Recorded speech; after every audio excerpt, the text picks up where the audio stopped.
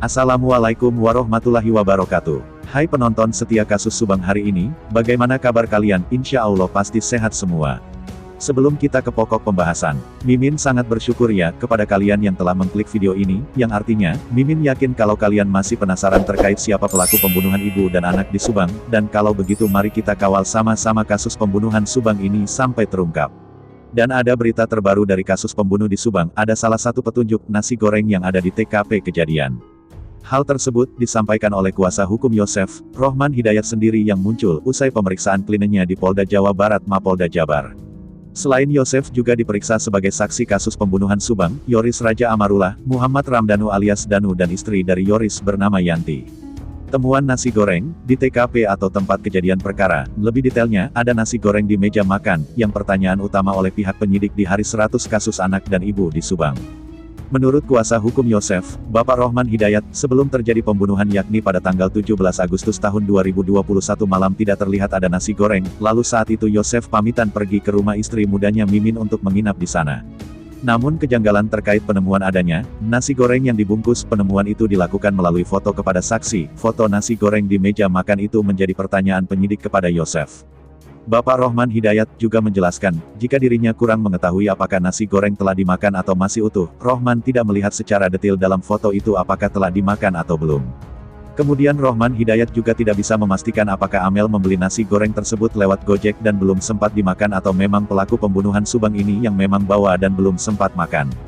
Kami belum sampai ke arah sana tapi bisa saja Amel yang beli nasi goreng itu atau pelaku, tapi yang menjelaskan pertanyaan itu kepada kami, ujarnya.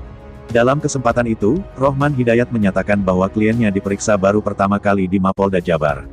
Setiap pemeriksaan menurut Rohman Hidayat, kliennya kooperatif dan selalu memenuhi panggilan kepolisian. Pemeriksaan yang dilakukan di Mapolda kemarin juga merupakan terlama karena diperiksa sejak pukul 12 waktu Indonesia Barat siang hari dan pulang sekitar pukul 23 malam, hampir 11 jam diperiksa di Mapolda Jabar. Penyataan pun lebih banyak, ada sekitar 33 pertanyaan yang dilontarkan oleh penyidik kepada Yosef.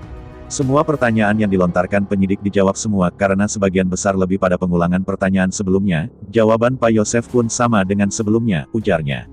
Selain itu ada juga soal asbak, dipertanyakan asbak di rumahnya itu ada 21 yang terbikin dari tanam, satu lagi aluminium. Pada saat Yosef akan berangkat ke rumah istri muda saat malam terjadi pembunuhan, asbak tersebut kosong tidak ada puntung rokok. Karena saat itu tidak ada orang yang merokok, memang saat itu Yosef sempat menerima tamu tapi puntungnya dibuang oleh tamu tersebut tidak ditaruh di asbak. Yosef paham betul dan ingat betul saat itu tidak ada puntung rokok di asbak yang ada di rumah, ujar Rohman Hidayat. Namun pada kenyataannya penyidik mempertanyakan bahwa ada puntung rokok di asbak rumah TKP pembunuhan Subang. Dan hal tersebut dipertanyakan oleh penyidik kepada Yosef. Klien kami jawabannya seperti itu, tidak ada puntung rokok di asbak saat Yosef berada di rumah dan akan pergi ke rumah Bu Mimin, ujarnya. Polisi terus melakukan penyidikan atas kasus ini hingga menurunkan tim dari Bareskrim Polri dan juga turun ahli forensik Dr. Sumi Hastri Purwanti. Meski sudah mengerucut dan polisi sudah mengantongi calon tersangka namun hingga kini pelaku pembunuh ibu dan anak di Subang ini masih berkeliaran. Dan bagaimana menurut kalian? Silahkan tinggalkan komentar kalian semua dan tunggu video-video saya selanjutnya hanya di channel Indonesia Seleb.